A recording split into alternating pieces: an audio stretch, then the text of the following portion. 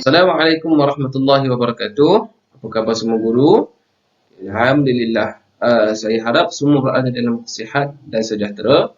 Walaupun kita bertemu secara alam maya ini, saya percaya semua guru yang berada di hadapan saya ini sangat-sangat hebat, sangat berdedikasi, dan saya amat gembira untuk bertemu dengan semua guru pada hari ini. Okey. Hari ini kita dengan berseminar berkaitan isu pelanggaran etika dan perundangan dalam bidang pendidikan khususnya. Okey. Seperti yang sudah maklum, saya Muhammad Nurhadi bin Razali, seorang pegawai tata tertib daripada Kementerian Pendidikan Malaysia, akan bersama guru-guru semua pada hari ini. Tidak lama, dalam tempoh setengah jam ini kita akan kupas apakah isu pelanggaran etika dan perundangan yang berlaku. Mungkin ada sebahagian kita yang sedar dan tahu apakah isu-isu yang berlaku, dan mungkin ada sebahagian kita yang tidak tahu apakah isu yang berlaku. Jadi hari ini kita akan bersama-sama untuk mengupas apakah isu-isu yang telah saya kaji dan senaraikan pada hari ini. Baik, sebelum kita pergi lebih lanjut apakah isu pelanggaran etika tersebut, ayo kita selami, ayo kita renungi balik apakah itu maksud etika. Saya percaya semua guru telah memahami dengan mendalam apakah etika terutama dalam bidang pendidikan ini. Tetapi hari ini kita renungi balik, cuba kita fahami balik dan cuba kita ingat balik apakah yang dimaksudkan dengan etika. Menurut ahli falsafah, etika merujuk peraturan perilaku dan juga adat kebiasaan manusia dalam pergaulan antara satu sama lain, prinsip-prinsip moral yang merangkumi ilmu tentang kebaikan dan juga sifat daripada kebenaran. Menurut Niki 2009, etika dianggap sebagai satu pedoman perilaku yang dikenal pasti berkaitan tindakan manusia dalam bahagian tertentu, dan juga etika bermaksud suatu usaha berterusan untuk mengkaji kepercayaan moral diri dan tingkah laku serta memastikan kita, iaitu kita ni sebagai guru lah, untuk menjaga standard dan harapan organisasi. Tidak kira organisasi itu merujuk kepada sekolah, profesion keguruan ataupun lebih umum lagi Kementerian Pendidikan. Baik. Secara keseluruhan dapat kita fahami bahawa etika ini bermaksud peraturan untuk membantu guru yang profesional dalam mematuhi prinsip-prinsip yang termaktub demi menjaga imej profesion keguruan. Yang mana profesion kod etika profesion keguruan ini mempunyai fungsi-fungsi yang tertentu. Antaranya ialah memberikan pedoman bagi setiap ahli, iaitu guru, dalam profesion tentang prinsip profesional yang dirangkakan.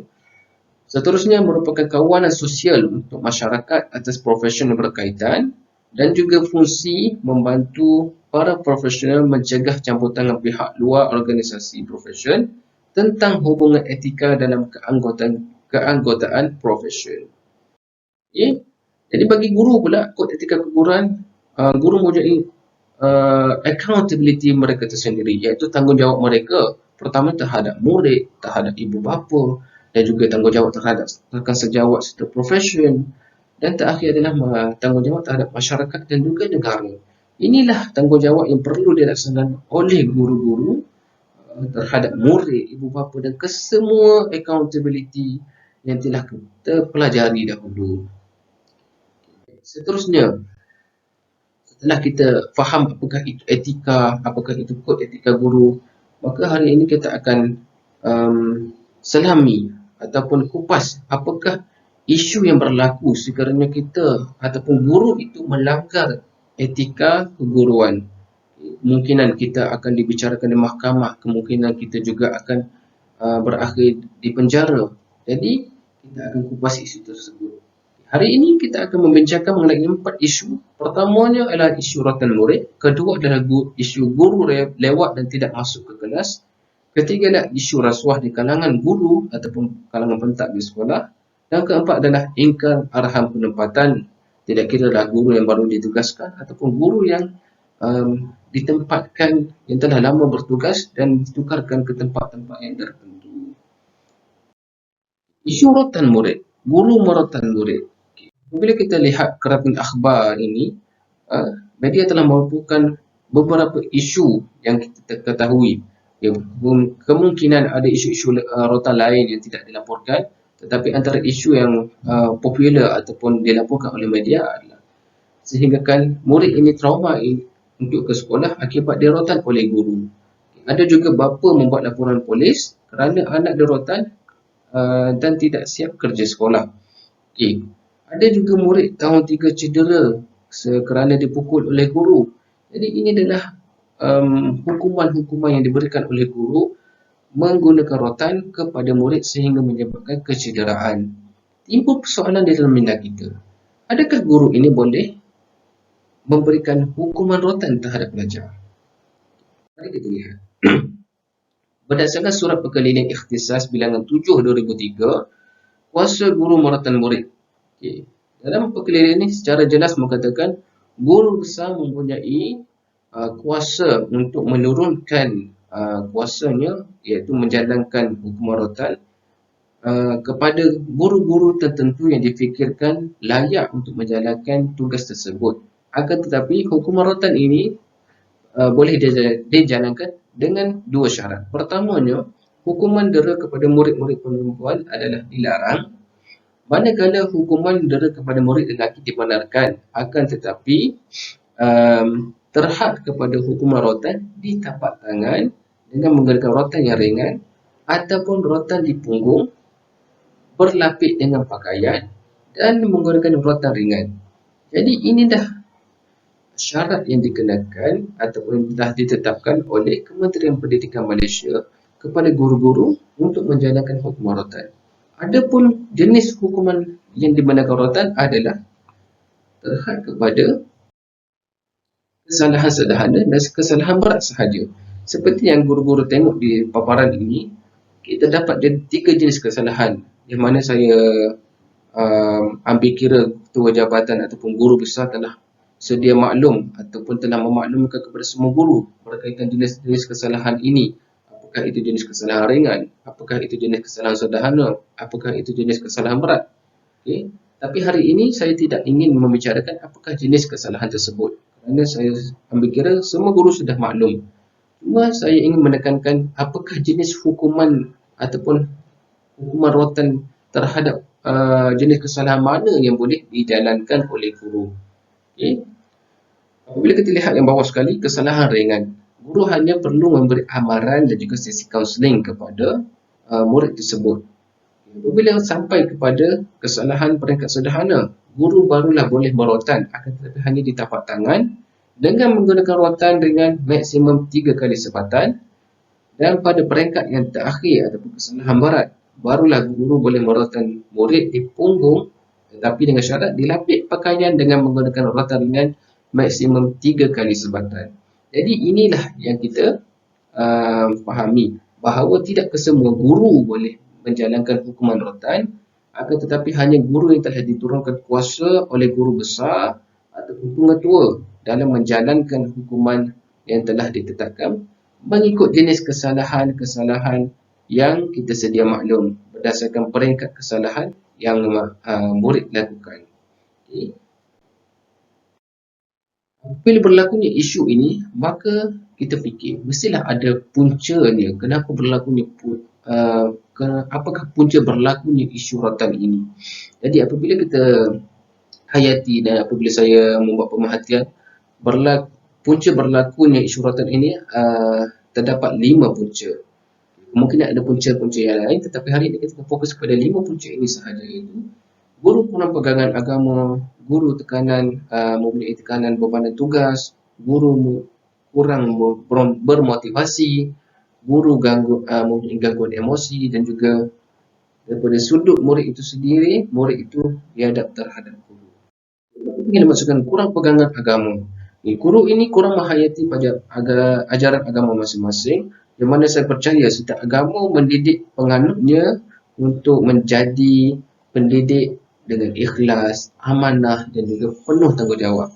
Dan juga agama ini, setiap agama saya percaya menjuruh ke arah kebaikan, menjuruh dengan keamanan dan juga kesejahteraan, bukan membawa kepada kebencian dan juga penyiksaan.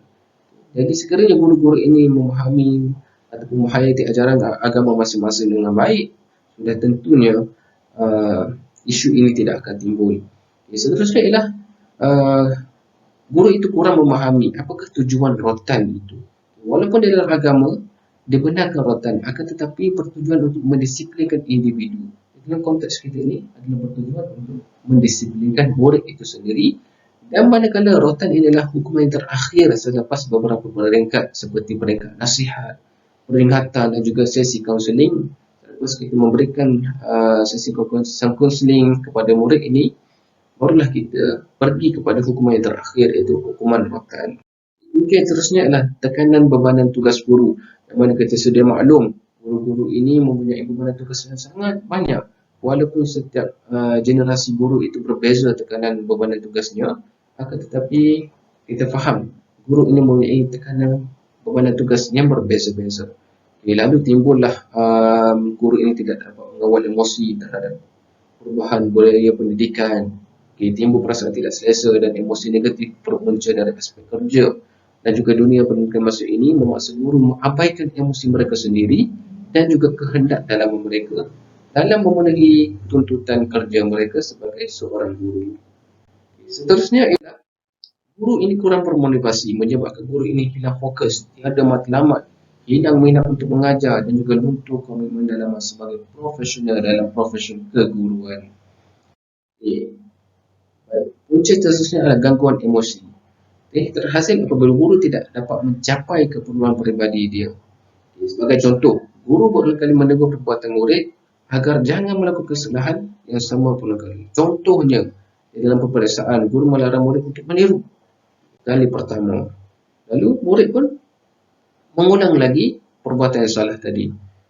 Berulang kali melakukan kesalahan, menyebabkan guru merasa kecewa dan putus asa dengan tindakan murid tersebut, lalu membawa kepada tindakan luar kawalan dan batasan yang kemungkinan guru ini merotan murid mungkin hanya bertujuan untuk mendidik atau memberi amaran, tetapi apabila gangguan emosi berlaku terhadap guru terbabit, maka berlakulah rotan sehingga menyebabkan kecederaan kepada murid tersebut.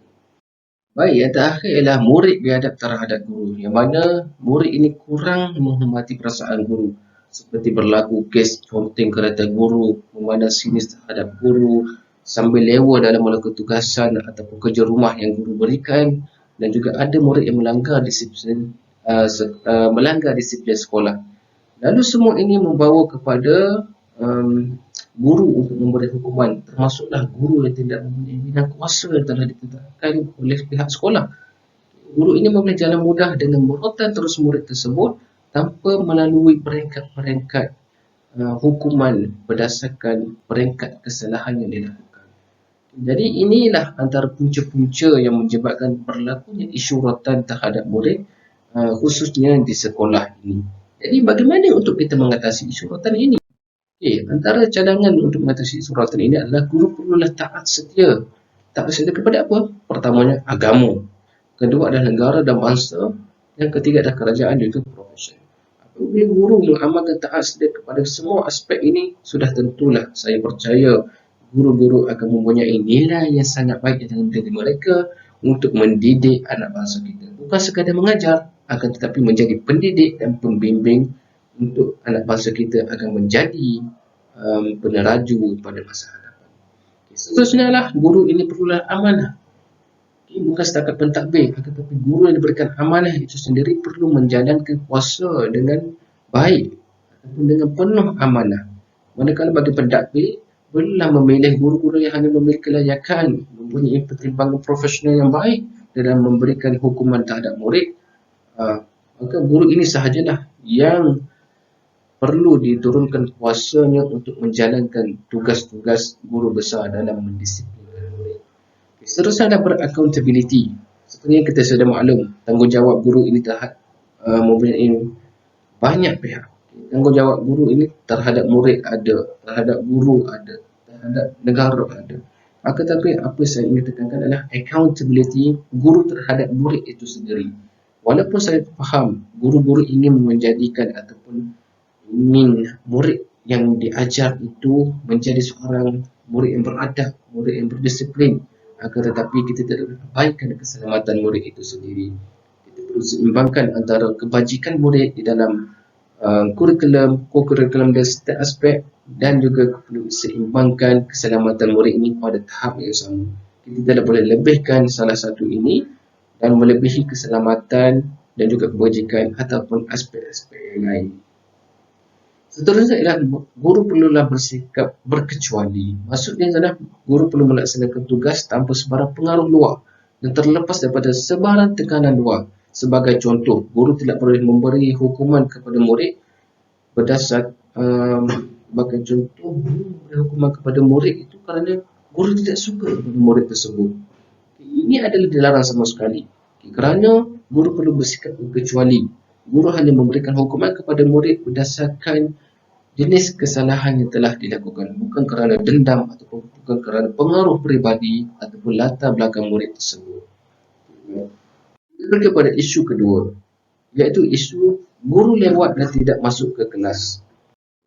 Seperti kita tengok dekat kerana akhbar yang telah saya sediakan ini, guru ponting sebulan boleh diberhentikan kerja. Guru lewat ke sekolah, kesilapan libatkan integriti, dan berlaku juga cikgu disaman kerana tidak hadir ke kelas. Inilah isu yang berlaku sekiranya kita sebagai guru tidak mematuhi etika keguruan yang telah ditetapkan. Seperti yang kita lihat ini adalah surat pengkeliling ikhtisas bilangan 2/1981 berkaitan ketetapan masa di sekolah-sekolah. Poin nombor 3 mengatakan ketetapan masa bermakna seorang guru itu hendaklah mengikut waktu pengajaran dan tidak boleh meninggalkan kelasnya atau kawasan sekolah sebelum tiba masanya untuk berbuat demikian.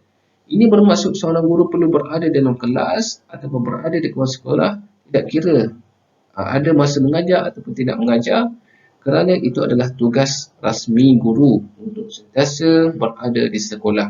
Ini kerana kita tidak tahu kemungkinan kita terpaksa menggantikan kelas guru lain yang menghadiri bengkel ataupun seminar. Jadi kita perlu bersedia pada masa ke semasa. Oleh itu, guru tidak dibenarkan untuk ponting, untuk tidak masuk ke kelas, untuk sambil lewa masuk ke kelas ataupun mengambil budah perkara berkaitan isu masa ini. Baik. Sekarang kita pergi, apakah punca kepada berlakunya isu masa guru ini? Kenapa berlakunya isu guru lewat ke kelas? Kenapa berlakunya isu guru tidak masuk ke kelas langsung? Dan juga berlaku isu guru keluar sekolah pada waktu persekolahan. Sebelum habis waktu persekolahan, guru dah keluar untuk lepak, untuk makan di luar sekolah. Apakah punca berlakunya isu-isu ini? Jadi kita lihat. Pertamanya, guru ini tidak memahami tugas hakiki beliau sebagai seorang guru, yang mana dia hanya memahami dia datang ke sekolah hanya untuk mengajar semata-mata, bukan hanya untuk mendidik ataupun menjalankan tugas-tugas hakiki yang lain. Apabila guru tidak memahami tugas hakiki, maka berlakulah isu yang mana guru ini hanya mementingkan periuk nasi sendiri ataupun mementingkan diri sendiri.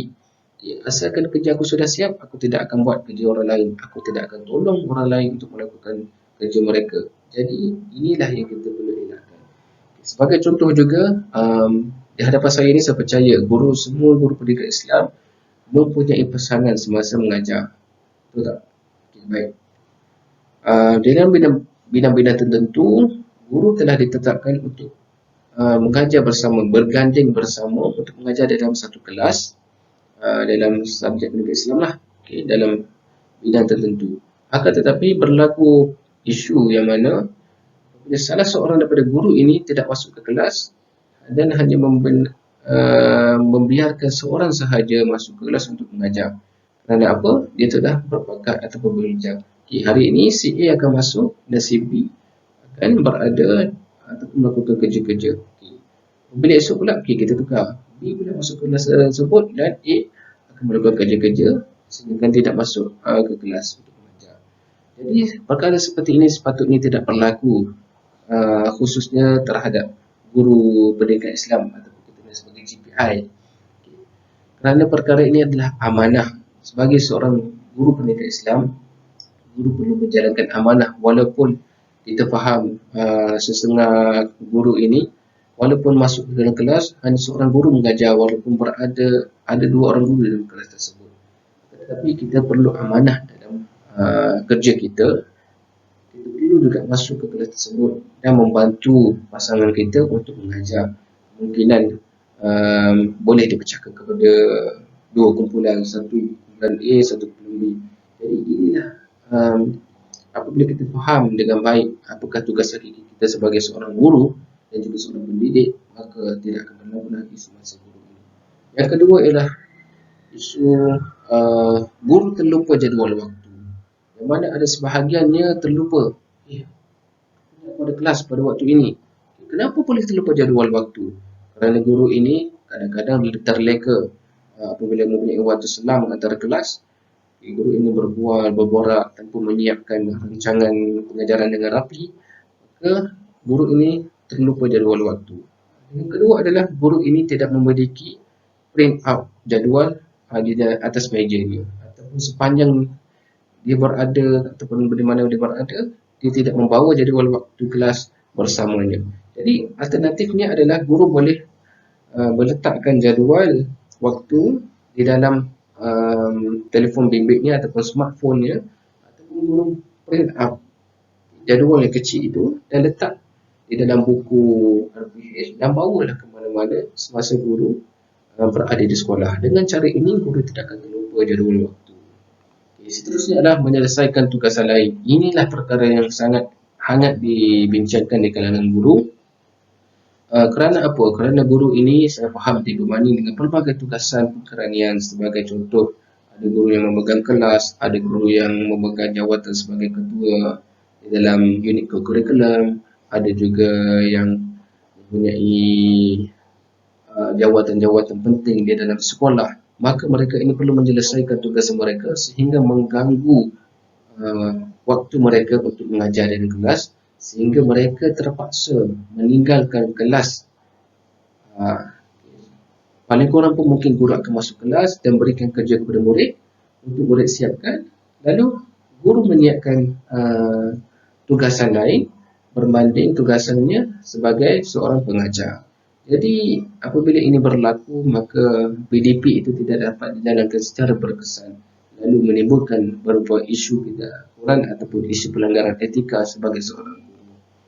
Yang keempat adalah tidak merancang PDP dengan baik. Apabila kita lihat sebahagiannya, ada guru ni bila dia sampai ke sebuah kelas untuk dia mengajar, dia dapati ada guru lain, masih ada guru yang mengajar dalam kelas tersebut yang belum habiskan dia punya kandungan ataupun rancangan pengajaran yang telah dirancang.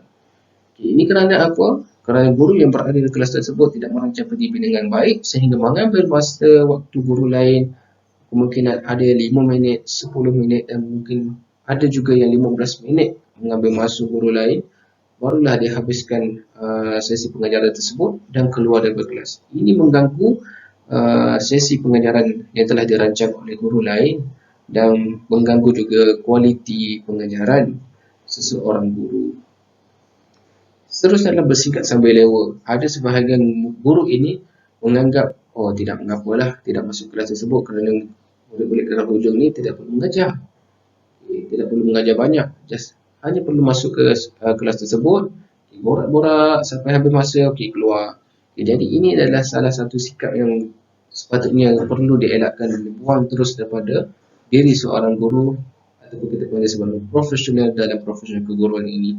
Kerana setiap guru perlu amanah di dalam tanggungjawabnya, iaitu accountability terhadap murid itu sendiri, yang mana guru ini perlu menyampaikan pengajaran mengikut tahap pemikiran murid tersebut.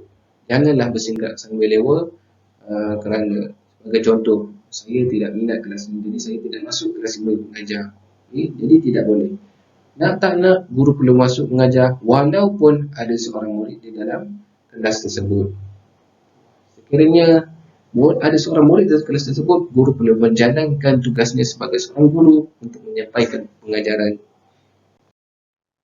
Apakah cadangan untuk mengatasi isu masa guru ini? Pertama adalah guru ataupun pihak pentadbir perlu tambah baik pelaksanaan MFI, melindungi masa instruksional. Bagaimana untuk melindungi masa untuk tambah baik pelaksanaan ini? Sebagaimana kita fahami dulu, setiap kali guru masuk ke kelas, guru perlu menandatangani satu buku, mengisi masa masuk. Jadi cara ini kurang mendapat perhatian ataupun sambutan di kalangan guru. Kerana ada guru yang mengelak mengisi masa, meminta murid untuk mengisikan masa tersebut. Kita boleh tambah baik dengan menukarkan buku tadi kepada satu sistem QR code, yang mana apabila guru masuk ke kelas, guru hanya scan QR code tersebut dan secara automatik pihak pentadbir boleh menyemak ataupun memantau pergerakan ataupun keberadaan semasa guru. Adakah guru ini telah masuk ke kelas tersebut pada masa sekian-sekian. Jadi ini memudahkan pemantauan oleh pentadbir. Seterusnya boleh menganjurkan bengkel, seminar, ceramah untuk meningkatkan nilai kesedaran guru. Mungkin boleh panggil pihak-pihak berkaitan ataupun pihak-pihak yang bertanggungjawab untuk mengajukan bengkel, seminar ataupun memberikan ceramah bagi meningkatkan kembali nilai kesedaran antara guru ini. Apakah dia nilai yang sepatut ada sebagai seorang guru dan apakah nilai yang sepatut ada sebagai seorang pendidik. Kita akan dalam memberikan khidmat kaunseling kepada guru-guru yang sentiasa ingkar ini. Pihak sekolah perlu memberikan khidmat kaunseling ataupun guru itu sendiri perlu motivasikan diri dia balik. Apakah tugas dia, apakah etika dia sebagai seorang guru. Sekiranya perkara-perkara ini ditambah baik dan diperhalusi balik, maka tidak akan timbullah isu masa guru ini. Sekiranya kita tidak dapat membendung keseluruhan isu ini, mungkin kita dapat mengurangkan sedikit isu ini. Seterusnya adalah isu rasuah di kalangan guru. Seperti kita lihat, guru besar didakwa menerima rasuah lebih 6,000 pada 2014-2015. Guru besar didakwa bagi projek pada syarikat isteri dan juga anak, dan juga ada isu guru wanita mengaku tidak bersalah kerana merasuah polis. Jadi ini adalah isu-isu berkaitan rasuah. Apakah itu rasuah? Ini merupakan penerimaan atau pemberian suapan sebagai upah atau dorongan untuk seseorang individu kerana melakukan atau tidak melakukan satu perbuatan yang berkaitan dengan tugas rasminya. Kita lihat, ini adalah contoh-contoh suapan berupa wang, upah, hadiah, undi dan pelbagai lagi. Jadi, menurut Pekeliling berkaitan pematuhan peraturan berkaitan pemberian dan penerimaan hadiah, pegawai awam dilarang untuk menerima hadiah dan memberi hadiah sekiranya berkaitan dengan tugas awamnya atau membentuk amount atau nilai hadiah itu tidak sepadan dengan maksud hadiah itu diberi.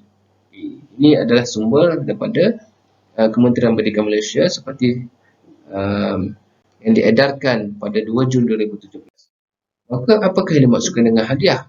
Berdasarkan Suruhan Pencegahan Rasuah Malaysia, hadiah bermaksud wang tambang, percuma, saham, tiket loteri, kemudahan perjalanan, hiburan dan sebagainya yang diberi kepada ataupun yang diterima oleh seseorang pegawai. Jadi inilah yang dimasukkan hadiah. Apakah hadiah ini boleh diberi kepada seseorang yang dianggap rasuah?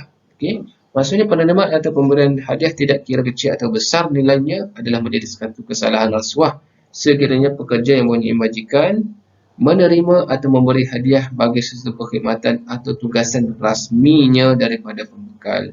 Jadi apabila sesuatu hadiah itu diberikan dengan niat ataupun dengan tujuan untuk mendapatkan habuan yang lain, maka hadiah tersebut tidak boleh diberikan kerana mempunyai unsur rasuah. Bukan berlakunya rasuah ini. Pertamanya, perbelanjaan melebihi pendapatan. Seperti yang kita maklum, guru-guru ini mempunyai pendapatan yang sangat banyak. Saya faham. Tetapi apabila perbelanjaan kita itu melebihi daripada pendapatan kita, maka berlakulah isu rasuah kerana kita rasakan sentiasa tidak cukup untuk berbelanja. Yang kedua adalah kos sara hidup yang tinggi. Kos sara hidup yang tinggi ini memaksa guru-guru ini untuk menerima rasuah atau menerima hadiah daripada orang-orang lain yang mana dia kata, mungkin ini adalah perkara biasa, tetapi sebenarnya itu adalah rasuah. Yang ketiga adalah bebanan hutang. Guru-guru ini tidak kiralah bebanan hutang rumah, bebanan hutang kad kredit ataupun sebarang hutang.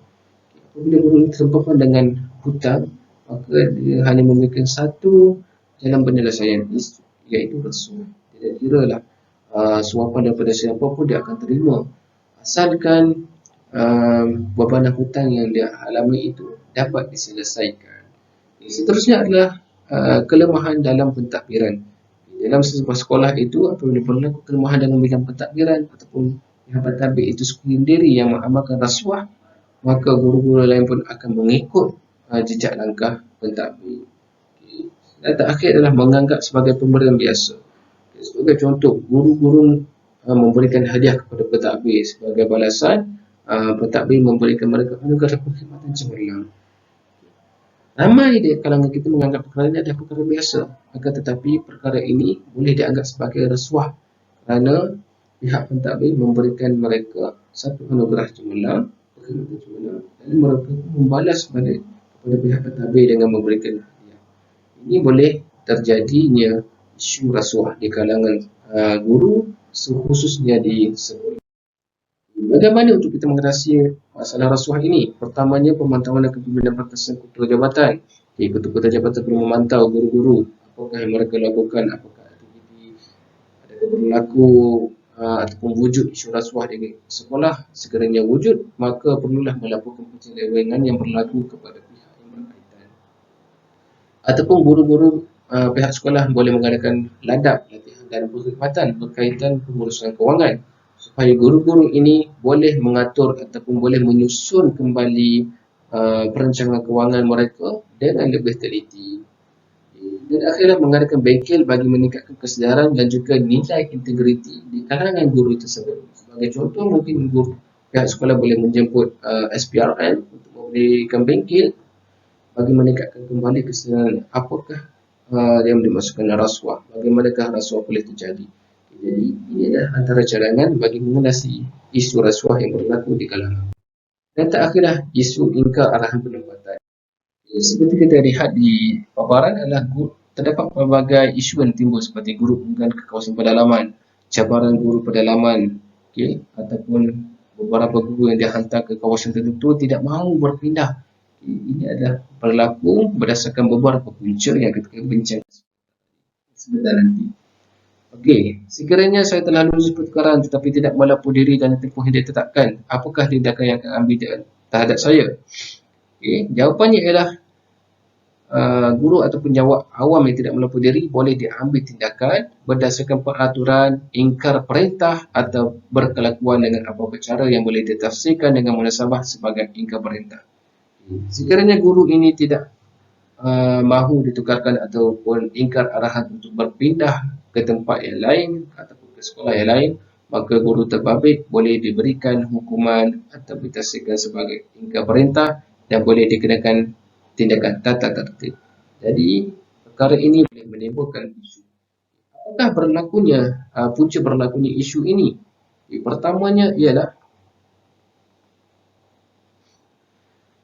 kerana mengajar di pedalaman. Ramai yang antara kita tidak mahu dihantar ke Sabah Sarawak kerana tidak mahu mengajar di pedalaman, tidak mahu mengajar di tempat-tempat yang susah, tidak mahu melalui jalan yang susah untuk ke sekolah untuk mengajar.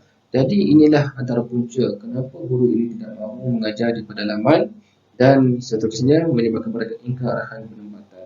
Sesuai berjauhan dengan keluarga, ramai guru di kalangan guru tidak mahu pergi ke suatu tempat ataupun mengajar di satu sekolah kerana berjauhan dengan keluarga mereka. Kemungkinan ada keluarga yang berada di Selangor, maka guru ini terpaksa berpindah ke Kelantan sebagai contohnya. Maka ini menyebabkan guru ini berjauhan dengan keluarga mereka.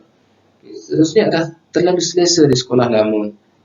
Contohnya guru ini dah 10 tahun berada di sekolah tersebut. Kemudian diarahkan untuk berpindah ke sekolah lain. Jadi ini menimbulkan satu perasaan yang mana guru ini perlu menyesuaikan kembali diri mereka dengan suasana yang baru. Jadi menyebabkan mereka tidak mahu berpindah ke tempat yang telah diarahkan. Keempat adalah tanggapan negatif terhadap sekolah baharu, yang mana guru ini mempunyai tanggapan, kemungkinan guru besar ini sangat garang ataupun suasana persekitaran sekolah yang baharu ini tidak seperti sekolah yang lama. Jadi ini menyebabkan mereka tidak mahu berpindah dan mahu kekal berada di sekolah yang lama. Dan kelima ialah kos pembelajaran bertambah. Setengah guru ini tidak mahu berpindah kerana menyebabkan kos mereka bertambah, sama ada dari segi kos pengangkutan ataupun kos pembelajaran makanan ataupun kos-kos yang lain. Jadi ini menyebabkan guru-guru ini tidak mahu um, berpindah dan menyebabkan mereka ingkar arahan penempatan yang telah ditetapkan oleh kementerian. Jadi perkara ini bagaimana untuk kita atasi? Cadangannya adalah kita kena setiap kepada guru ini kita perlu lihat. Sentiasa ingat kepada aku janji yang telah dilafazkan. Yang mana kita ni perlu mementingkan perkhidmatan awam berbanding kepentingan peribadi kita. Apabila kita ingat perkara itu, maka secara tidak langsung kita akan tetap dengan tugas kita. Walaupun kita dicampak di mana-mana, kita akan mampu survive ataupun mampu hidup. Okay? Tanamkan diri dengan sifat survival yang tinggi. Kemana sahaja aku pergi, aku boleh hidup. Okay? Hantarlah aku ke Sabah, hantarlah aku ke Sarawak, hantarlah aku ke Gua Musang ataupun mana-mana tempat yang terpencil, aku boleh hidup. Okay? Tanamkan sifat sendiri dalam sifat diri guru, dalam sifat dalam diri kita, sifat survival yang tinggi. Okay, baik. Saudara sentiasa berfikiran positif. Okay? Setkan dalam minda kita, jika benih yang baik jatuh ke laut akan menjadi pulau. Sekiranya kita dicampakkan ke tempat yang terkecil, maka kita akan menjadikan tempat yang terkecil itu sebagai tempat yang sangat hebat. Sentiasa rapat dengan orang sekeliling dan juga berikan motivasi kepada rakan guru yang lain. Jadi kita sebagai guru ini perlulah sentiasa rapat dengan orang sekeliling.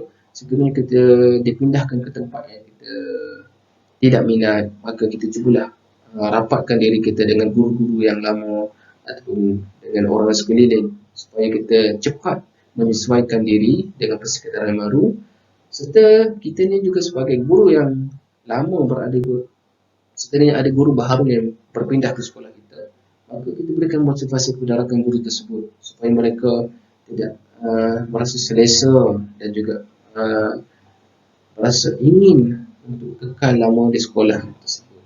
Jadi cadangan-cadangan ini mungkin dapat mengelakkan ataupun mengatasi isu ingkar arahan penempatan yang kerap kali berlaku di kalangan guru. Seterusnya adalah rumusan. Kita perlu fahamlah guru ini perlu menjiwai dan memahami serta mempunyai rasa tanggungjawab terhadap profesional. Dengan menghentikan etika keguruan, sudah pasti guru dapat melaksanakan tanggungjawab dan tugasnya dengan komited. Kepatuhan kepada tata laku akan melahirkan perkhidmatan perguruan yang bersih, cekap dan juga amanah. Jadi, ingatlah guru semua, tidak kira kita di mana pun, di mana kita berada, pada setiap masa kita kena ingat kita adalah seorang penjawat awam dan kita perlu patuh terutamanya kepada arahan dan juga peraturan profesion keguruan. Okay. Sekian sahaja daripada saya. Terima kasih. Sekalian mau biasa persoalan, boleh email kepada saya ataupun hubungi WhatsApp saya di bawah 0337888902. Ya, sekian saja. Assalamualaikum warahmatullahi wabarakatuh. Sehingga berjumpa lagi di lain kali.